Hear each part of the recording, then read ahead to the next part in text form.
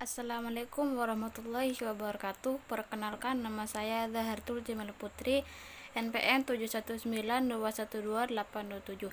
Baik, di sini saya akan sedikit menjelaskan tentang hubungan koperasi dengan kewirakoperasian. Kewirakoperasian adalah suatu sikap mental positif dalam berusaha secara komparatif dengan mengambil prakarsa inovatif serta keberanian mengambil risiko dan berpegang teguh pada prinsip identitas koperasi dalam mewujudkan terpenuhinya kebutuhan nyata serta meningkatkan kesejahteraan bersama. Fungsi kewirakoperasian adalah sebagai berikut. 1. Kewirakoperasian rutin diarahkan pada kegiatan rutin organisasi usaha atau koperasi seperti produksi, pemasaran, personalia, keuangan, administrasi, dan lain-lain. 2. Kewirakoperasian arbitrase. Di sini dimaksudkan sebagai keputusan yang diambil dari dua kondisi yang berbeda dan keputusan itu memberikan peluang yang menguntungkan. 3. Kewirakoperasian inovatif berarti mencari, memanfaatkan, dan menemukan sesuatu yang baru. Wirakoperasian yang inovatif berarti kewirakoperasian yang selalu tidak puas dengan kondisi yang ada. Tipe-tipe kewirakoperasian diantaranya adalah sebagai berikut. 1. Kewirakoperasian anggota. Sebagai pemilik koperasi dapat menjadi kewirakoperasi bila ia mampu menemukan dan memanfaatkan peluang yang ada untuk pertumbuhan koperasi. 2. Kewirakoperasian manajer.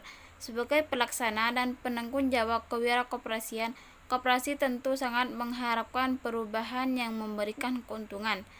3. Kewirakoperasian birokrat adalah orang atau lembaga yang diberi wewenang oleh pemerintah dalam mengembangkan gerakan koperasi. Dalam hal ini di Departemen Koperasi beserta jajarannya. 4.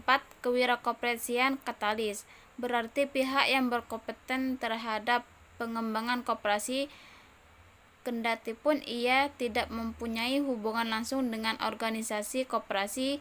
Para katalis ini mempunyai kemampuan dan motivasi yang tinggi. Tugas-tugas kewirakoperasian diantaranya adalah sebagai berikut. 1. Mendukung koperasi sebagai penguasa yang kuat di pasar.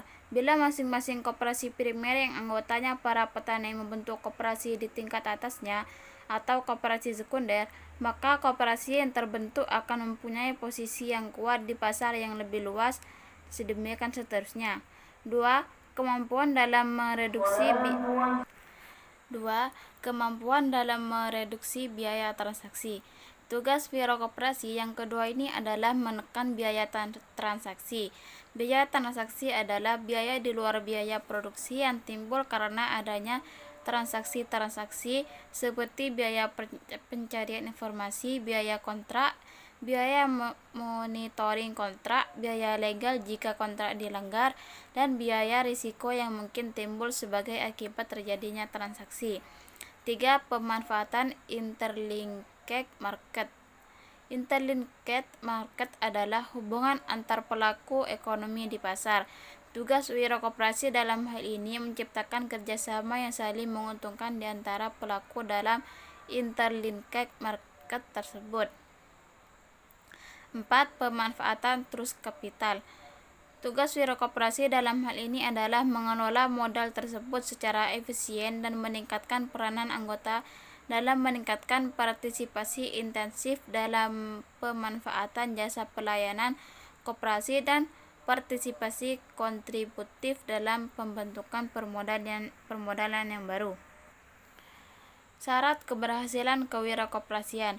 Koperasi sebagai unit usaha yang bergerak di bidang ekonomi dan sosial pada dasarnya mempunyai tujuan yang sama, yaitu meningkatkan pertumbuhan ekonomi yang merupakan sasaran utama pertumbuhan ekonomi. Perubahan yang meningkatkan produktivitas hanya dapat dilakukan melalui dua jalan, yaitu melalui kegiatan inovatif, 2. Melalui kegiatan peningkatan kegiatan kerja.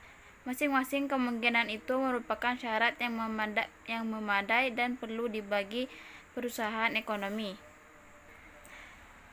Kemungkinan pertama berkaitan dengan kenaikan pendapatan per kapita oleh sebab adanya peralihan ke arah penggunaan teknologi yang produktif, pembuatan penyebaran barang-barang baru, struktur organisasi yang baru, dan keterampilan baru. Seterusnya adalah tugas dan syarat kewirakoperasian. Tugas-tugas kewirakoperasian: menciptakan keunggulan bersaing koperasi dibanding dengan usaha pesaingnya, mendukung koperasi sebagai penguasa yang kuat di pasar, kemampuan dalam mereduksi biaya transaksi, pemanfaatan interlinked market, pemanfaatan trust capital, pengendalian ketidakpastian, penciptaan inovasi, pembangunan manfaat partisipasi. Persyaratan keberhasilan kewirakoperasian. Menurut tokoh koperasi Ibnu Swejono, untuk memahami apa yang disebut kemampuan koperasi, kita perlu menggunakan tolak ukur keberhasilan koperasi secara mikro. Keberhasilan koperasi dapat didekati dari dua sudut, yaitu sudut perusahaan dan sudut efek koperasi. Pendekatan dari sudut perusahaan: 1. Peningkatan anggota perorangan, 2. Peningkatan modal, 3. Peningkatan volume usaha, 4. Peningkatan pelayanan kepada anggota dan masyarakat. Pendekatan dari sudut efek koperasi: 1. Produktivitas, 2. Efektivitas, 3. Adil, 4. Mantap. Mungkin hanya itu yang dapat saya sampaikan, kurang lebihnya saya mohon maaf. Wassalamualaikum warahmatullahi wabarakatuh.